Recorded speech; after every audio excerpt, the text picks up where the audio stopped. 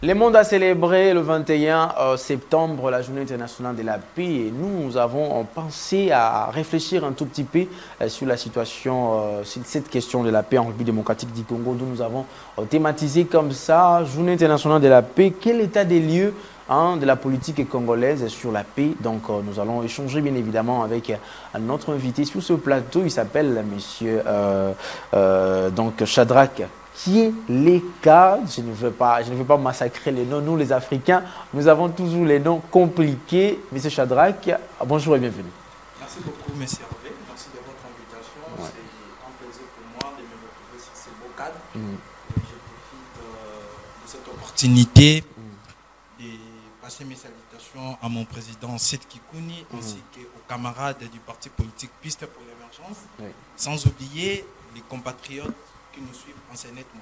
Alors donc vous êtes les porte-parole du président Seth Kikouni. Et alors comment évolue d'abord le parti politique? Nous évoluons bien, justement aussi parce que vous savez, dès sa sortie de prison, c'est vrai, vous connaissez dans les circonstances, il a été arrêté de manière injuste. Le parti, c'est un nouveau parti, c'est un parti jeune. Nous sommes en train de se constituer. Voilà même pourquoi il y a une structure administrative du parti. Et nous y travaillons. Nous sommes là et nous avons besoin des Congolais, de tous bords en tout cas, parce que c'est le parti du peuple. Voilà. Il faut toujours tenir les micros, que ça soit tout près de la bouche, c'est toujours comme ça. Alors la régie va nous aider à afficher la thématique parce que nous allons y aller comme ça. Le monde a célébré, c'était hier le 21 septembre, la journée internationale de la paix. Alors à partir de votre parti politique, quelle analyse faites-vous par rapport donc sur le territoire national tout entier, l'analyse que vous faites sur la paix en République démocratique du Congo? Bon, nous parlons de la paix. Vous savez, il y a cela 7 ans que M. Félix Tshisekedi est à la tête du pays. La paix est une illusion. Pourquoi une illusion? Lorsque vous regardez de l'Est à l'Ouest, du Nord au Sud, vous allez vite comprendre que les conflits s'intensifient. Et en outre, vous allez comprendre que l'insécurité bat son dos. Justement, pourquoi? Parce qu'il y a l'absence totale de l'autorité de l'État. Ça, c'est la première des choses. La deuxième des choses, aujourd'hui, la partie de l'Est est occupée par les rebelles. Et donc, 7 ans dans la gestion publique, ils n'ont rien fait. C'est-à-dire qu'il n'y a pas des avancées en matière de... Non, mais il y a tout rejeté quand même. Il n'y a pas des avancées. On ne peut pas dire qu'il n'y a rien qui a été fait. Non, mais il n'y a pas des avancées en matière de sécurité. 7 ans, nous avons perdu Rutshuru, Bunagana, nous avons perdu Massissi, nous avons perdu Goma, Bukavu. Et jusque-là, il n'y a aucune solution adéquate pour résoudre ces problèmes. Et par conséquent, vous allez vite comprendre que c'est le peuple qui souffre. La population congolaise souffre de cette mauvaise gouvernance de M. Félix Tshisekedi. Parce que si nous regardons dans la globalité des choses, la seule cause profonde qui fait en sorte qu'il n'y ait pas la paix en République démocratique du Congo, surtout sous les mandats de M. Félix Tshisekedi, c'est la gouvernance. Mais qu'est-ce qui doit être fait? Qu'est-ce qui doit être fait pour restaurer la paix? C'est vrai, les problèmes des manques de la paix, si même le monde célèbre la journée de la paix, ce n'est pas seulement la RDC qui souffre des problèmes de la paix, c'est partout au monde. Aujourd'hui, nous avons l'Iran, l'Ukraine qui souffre, nous avons l'Israël qui souffre aussi. Mais par rapport à notre contexte congolais, qu'est-ce qui doit être fait? Donc, bon, la première des choses, d'abord, il faut combattre l'incompétence ainsi que la corruption. Et aussi... Ainsi que la corruption? Non, mais attendez, oui, il y a la corruption au sein de ceux qui gèrent la gestion publique. Vous savez, il faut dénoncer l'échec de M. Félix Tshisekedi. Parce que il faut rappeler une chose. C'est lui qui prête serment. Article 74 de la Constitution. Il jure de nous défendre. Il jure de protéger les citoyens congolais. D'observer et de protéger nos lois. De respecter la Constitution. Parce que lorsqu'il prête serment, il jure c'est son honneur. Vous voyez, lorsque vous lisez l'article 74, et nous disons que la Constitution, c'est la Bible de tout État. Il jure c'est la sacralité de la Constitution. Et voilà, donc, la responsabilité lui revient de nous protéger. Et lorsqu'il échoue, parce qu'il a déjà failli en ces missions, 7 ans, comme je l'ai dit, c'est qu'il n'y a pas des avancées dans tous les domaines de la vie. Il y a un sérieux problème. Donc, donnons aussi la même chose de cette faute aussi à l'opposition qui, reconnue par la Constitution, est censée donner des propositions au gouvernement afin de retrouver la quiétude. Donc, lorsqu'on parle de l'incompétence, acceptons aussi de l'incompétence de l'opposition qui n'a aucune idée que de critiquer. Non, mais attendez, vous devez lire la loi sur l'opposition, c'est la première des choses. Et lorsque vous lisez cette loi, le rôle de l'opposition, c'est un contrepoids du gouvernement. C'est-à-dire que la première des choses à faire, c'est de dénoncer ce qui ne marche pas. Dénoncer et puis aussi proposer, nous l'avons fait. Nous, des pistes pour l'émergence, avec le président Seth Kikouni. Il a été le premier, en tout cas, à proposer une consultation. Il était avec le président Claudel Lubaya. Ils ont initié, par les passés, des consultations pour aboutir à un cadre de concertation. Cela a été fait. Et voilà même que cette idée, parce que c'était une forme de dialogue. Et aujourd'hui, la CENCO n'a fait que suivre ce que le président Seth Kikouni Claudel Lubaya avait lancé comme idée. C'est-à-dire que nous avons, par le passé, nous avons déjà compris dès le départ que avec le régime de M. Félix Tshisekedi, parce que si nous parlons de lui, c'est parce que c'est lui qui gère la gestion publique. Mais alors comme vous parlez, il faut ajouter, mais c'est le président de la République, il faut les souligner comme ça. Non, c'est son nom en tout cas. Je sais qu'il est le président de la République. Vous savez par quelle voie il est passé. Donc je n'aimerais pas revenir. Donc parce que si vous citez les noms, ça donne une connotation, vous attaquez à l'individu, alors vous devez plutôt vous attaquer à l'institution. Même l'individu est une institution. Le président de la République, M. Félix Tshisekedi, de sa personne, c'est une institution. Okay? Quand je parle de lui, je parle de l'institution. Je n'ai pas un problème personnel avec M. Félix. Il reste un frère, un citoyen congolais. Mais seulement mon problème, c'est par rapport à sa gestion. Vous savez, moi, je suis ici d'une famille militaire. Je sais ce que c'est la souffrance des militaires.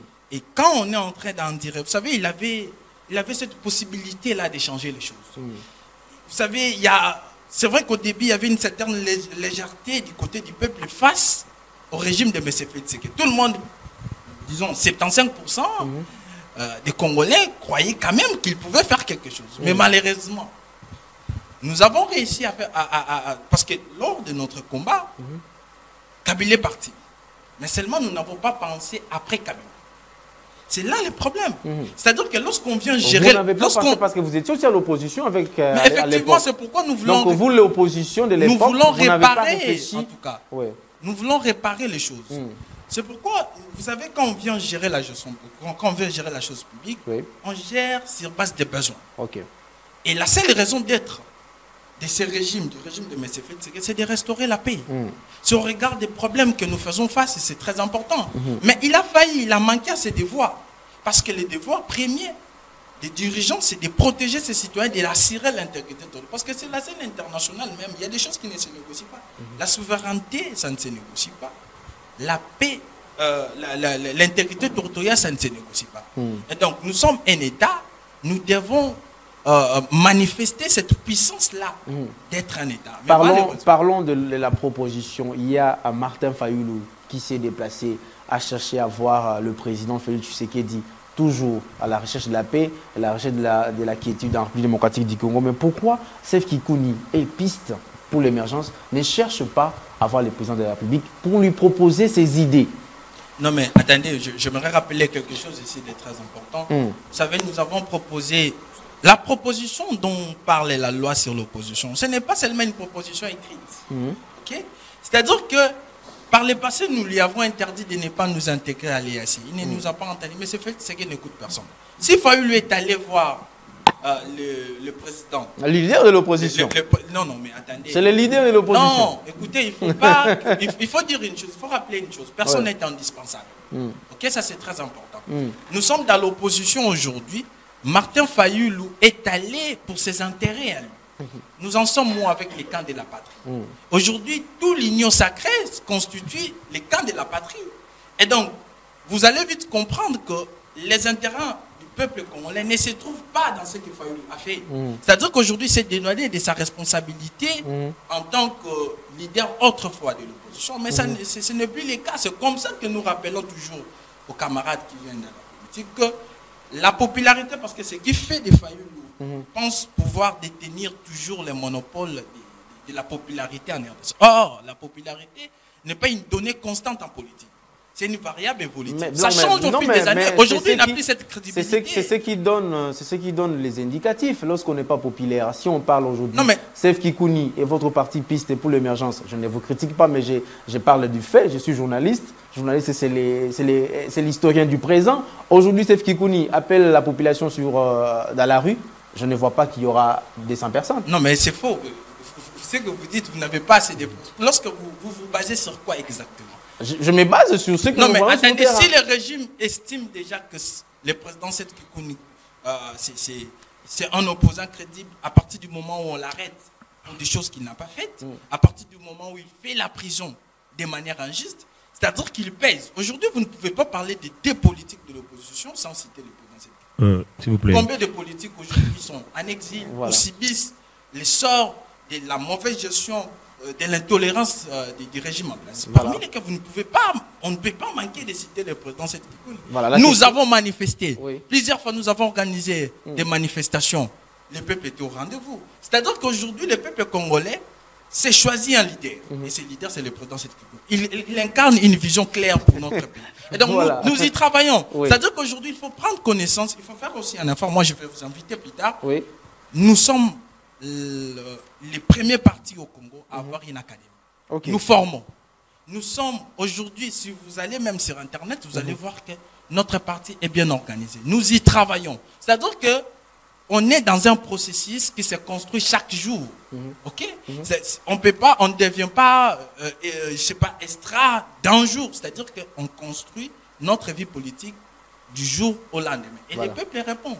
Il suffit de voir comment est-ce que les peuples la question. Bon, en fait, moi, je n'ai pas une question plutôt, mais j'aimerais bien plutôt rebondir un peu. C'est ce que dit notre invité sur la journée internationale de la paix, qui a été déjà créée depuis 1981, comme on signale. Une journée qu'on doit plutôt louer et faire les efforts pour que cette paix qui s'améliore en RDC soit totalement assise dans notre pays. En fait, moi, je me dis, ce qui tue le Congo aujourd'hui, par rapport à ce qu'il dit, c'est du populisme. Vous voyez, du populisme. C'est-à-dire, il faut l'Obama Kambu, pour que il y avait quand même quelqu'un qui avait parlé, qui avait, bon, ses propos à lui, et j'ai rebondi justement. Ce qui tue le Congo aujourd'hui, pour moi, je pense que c'est le, comment dirais-je, manque de volonté d'accepter ce que fait l'autre. Donc il faut qu'Arouya, au contredire dans son entièreté, ce que fait l'autre pour que... C'est le rôle de l'opposition. Non, c'est le rôle de l'opposition. Mais moi je me pose la question. Je salue un ami, Gabriel Moussafiri, je crois qu'il c'est M. Seth. C'est depuis quand que M. Seth Kikouni, vous l'avez dit ici, si aujourd'hui on prenait l'initiative d'inviter les gens et que c'est Seth qui le faisait. C'est la question qu'on lui avait posée. Il a répondu. Il a répondu qu'il y aura une majorité assez faible, qu'on se le dise. Le chef de l'État, Félix Antoine Tshisekedi, a une volonté, a la volonté de le faire. Et vous allez constater avec moi que c'est les seuls Congolais qui sont à la base d'ailleurs, nous-mêmes les Congolais, qui sommes à la base, n'est-ce pas? Il y a échec. Il y a un chèque, une installation, il y a paix totale en RDC. Pourquoi? Constatez avec moi que moi, Azana Simaya, Azana Simaya, le loba rwandais soi-disant, c'est les Congolais. Le chef de l'État a manifesté de la volonté. Ce que tu peux être l'opposition pour moi, bon, ça m'a fait mal en tout cas d'écouter ça. Bon, c'est ses propos à lui, c'est la démocratie. Mais j'ai répondu pourquoi? Parce que Nano, c'est la place pour dire que le chef de l'État a manifesté de la volonté. Il ne cesse de manifester cette volonté-là. Il y a aussi qu'il y ait l'instauration, n'est-ce pas, totale de la paix dans la RDC. Mais sauf que nous-mêmes, Congolais, patriote, voilà, on va citer avec cette réflexion, mais je vous ajoute la question si vous allez réagir à ce qu'il lui a dit. Aujourd'hui, une partie de la République démocratique du Congo est occupée par les rebelles, l'AFC M23, et vous, Piste pour l'émergence, quelle est votre position? Bon, je commence d'abord par votre micro. Réagir à ce que les camarades ont dit. Vous savez, lorsque vous parlez de manifester la volonté, non, mais attendez, je pense que je reprends pour dire qu'il faut commencer par lire la Constitution. Il ne suffit pas d'avoir la volonté, ça c'est la première des choses. Écoutez, si vous dites qu'il a la volonté, je vais vous donner quelques exemples. c'est justement lorsque nous parlons de la paix, la première des choses, c'est qu'il faut avoir une armée forte. Et une armée forte, une armée efficace repose sur 4 facteurs. L'efficacité, la formation, l'équipement et la motivation. Aujourd'hui, notre armée n'est pas faible, mais notre armée est abandonnée. Je vais vous dire, moi, au début, je vous ai dit que je suis issu de la famille militaire. La famille militaire. L'armée est abandonnée justement parce qu'il y a un problème de commandement. Pour preuve, c'est pour vous dire que le président Félix Tshisekedi a prouvé à suffisance qu'il n'a pas confiance à l'armée. Il s'est fait protéger par les mercenaires. Si vous lisez les lois internationales, vous allez vite comprendre que c'est d'abord interdit. Qu'un président se fasse protéger par des mercenaires. Et ça prouve à suffisance qu'il n'a pas confiance. Non, mais attendez. C'est la nomination qui peut changer parce que je vais... Non, mais... Moi, je vais juste vous amener quelques lumières par rapport à cela. Il y a Macron qui est sécurisé par un Congolais. Non, mais attendez. Nous parlons ici... Macron est sécurisé par un Congolais. Ce Congolais-là, il est français? Non, il n'est pas français, il est congolais. Non, mais attendez, non, il a quelle nationalité? La première question, c'est de se demander, il a quelle nationalité? Non, mais... Vous connaissez la nationalité de celui qui... Non, moi je parle... Peut-on les considérer aussi non, mais mercenaires? attendez, vous aimez trop comparer. Mais lorsque nous vous ramenons dans cette comparaison-là, est-ce que les problèmes en France, c'est les mêmes problèmes que nous rencontrons? Non. Non, mais attendez. La problématique de sécurité d'un homme d'État, d'une personnalité, d'une autre haute personnalité. Mais quel est le rôle n'a pas besoin de donner ce genre de jugement. Quel est le rôle de la garde républicaine? Pourquoi ils sont payés? Ils le font déjà. Ce rôle-là, ils le font déjà. Allons dans des exemples. Moi, je m'en vais toujours avec des exemples. Alors, moi, je répondre d'abord à la question. Votre position par rapport à cette prise du territoire de notre pays par les rebelles. Le parti de Sef Kikouni, apparemment, jusque-là, n'a jamais donné une position. Vous êtes le porte-parole du président Sef. Votre position par rapport à ça. Nous avons toujours dit ceci. Vous savez, nous restons dans la logique d'être un contrepoids du pouvoir. C'est-à-dire que nous sommes dans l'opposition. Et au regard de ce qui se passe dans la partie Est, tout ce qui se passe là, c'est justement parce que les régimes en place n'écoutent pas. À plusieurs reprises, nous leur avons dit, nous les avons interpellés sur la situation de l'Est, ils ne nous ont pas écoutés. Si vous nous demandez quelle est notre position, c'est-à-dire que nous sommes d'abord en face d'un régime illégitime. Ok? Et ce qu'on vit dans la partie Est, c'est la conséquence. Vous étiez aux élections, c'est ce qui était candidat président. Le fait de ne pas être voté ne veut pas dire que non. Je vous ramène, vous permettez, je vous ramène toujours à la loi. La loi dit que les élections doivent être organisées un jour férié ou les dimanches. C'est-à-dire que les élections ne peuvent pas aller au-delà des 3 jours. Vous savez, vous êtes journaliste, vous n'allez pas me dire le contraire que les élections se sont organisées dans notre pays plus de 7 jours. Il manque pas d'exception, il manque pas... L'exception, on ne peut pas puiser des exceptions dans les néants, dans des choses la jurisprudence existe. Okay. Et une autre chose aussi, si la CNI est arrivée à invalider certains candidats, ça prouve à suffisance qu'il y a eu faute. On quitte là. Maintenant, c'est pour dire quoi? Ok? Notre position est claire. Notre problème, c'est avec M. Félix Tshisekedi. C'est lui qui gère notre argent. Là, vous acharnez au chef de l'État. Non, ce n'est pas de l'acharnement. Je vais vous dire pourquoi ce n'est pas de l'acharnement. Ce n'est pas Bissi, moi, qui a prêté serment. Ce n'est pas Nanga qui a prêté serment. Nous sommes en face de celui qui a prêté serment. C'est auprès de lui que nous demandons des comptes. Si ça ne va pas dans la partie Est, c'est lui. S'il avait appliqué une bonne politique publique, sécuritaire, on n'en serait pas là. On n'aura pas cette histoire dans la partie Est. Moi, j'ai une question. Il est le seul responsable. On va citer M. Mos Bediama, parce que nous avons consommé les 30 minutes pratiquement. Nous avons consommé les 30 minutes. C'était parti trop vite. Alors, s'il y a une question quand même là. Alors, cette question, ça sera la dernière réponse pour que vous citez aussi. Moi, ma question est de savoir pourquoi vos idéaux correspondent à ceux des idées des PPRD. Non, nos idéaux ne correspondent pas aux idéaux des PPRD. Vous savez, nous sommes un parti humaniste. C'est-à-dire que chez nous privilégions l'initiative privée. Contrairement, je ne sais pas en tout cas les projets d'abord des sociétés, des PPRD. Chez nous, nous avons un projet de société chiffré qu'on a intitulé la Nouvelle Donne. Et dans cette Nouvelle Donne, la première des choses, c'est les infrastructures de base, la production locale, la création d'emplois, la sécurité, la défense. Et l'objectif, c'est de faire entrer la RDC dans le 21e siècle. Et nous, pour nous, notre pensée est simple. C'est-à-dire que, pour nous, le monde est matériel. C'est-à-dire qu'il faut commencer par améliorer les conditions de vie matérielles de chaque citoyen, de chaque individu. C'est pourquoi nous mettons au centre de tout changement l'homme. Nous mettons au centre de tout changement l'individu. Nous ne prenons pas dans l'ensemble, mais il faut d'abord commencer par étudier l'individu. Si nous privilégions l'initiative privée, ce pays va se développer dans 2 ou 3 ans. C'est-à-dire que chez nous, la réalité est simple. Pour nous, nous voyons les choses autrement que ceux qui sont socialistes et consorts. Parce que, en tant qu'un parti humaniste, toutes les vies se battent. Et pour donner de la valeur au peuple congolais, il faut construire les infrastructures de base. Il faut, parce que lorsqu'il y a les infrastructures de base, ça permet ce qu'on appelle déjà la circulation des premières nécessités. Quand on parle des infrastructures de base, on parle de l'électricité. On parle de baliser le fleuve.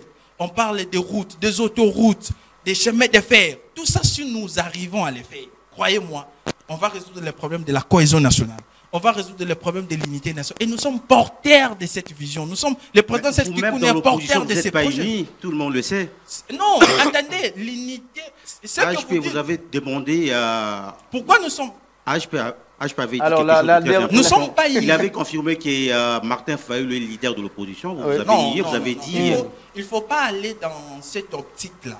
C'est-à-dire qu'aujourd'hui, il ne peut pas se prévaloir avoir le monopole en tout cas. Non, mais écoutez, aujourd'hui... Pensez-vous que votre président va peser devant Martin Fayulu dans l'opposition? Je vous dis ceci. Au regard du combat que nous menons, de la constance que nous avons, nous sommes meilleurs que... Je peux vous dire pourquoi non. Mais écoutez, nous travaillons. Nous chitons pas. Ils sont tous dans l'opposition. Depuis M. Tshisekedi est là, combien d'actions que Martin Fayulu a menées contre son frère? Monsieur Shadrach. Contre son frère. Monsieur Shadrach. Combien d'actions sur le terrain? Ça prouve à suffisance qu'il n'est plus... Régis, revenez sur moi, Monsieur Shadrach. Nous, notre problème, c'est avec Félix Tshisekedi. Ce n'est pas avec Martin Fayulu. Je rappelle que Monsieur Shadrach est les porte-parole du président Seth Kikouni, le président du parti politique et piste pour l'émergence. Et donc, merci d'être passé. Donc, nous avons consommé tous les temps et imparti. Et donc, nous allons prendre une transition. Junior Bemba, juste une petite transition. Et c'est la question pour nous séparer avec nos invités. Et nous allons revenir parce qu'on va atterrir avec la tranche matinale. Namasté.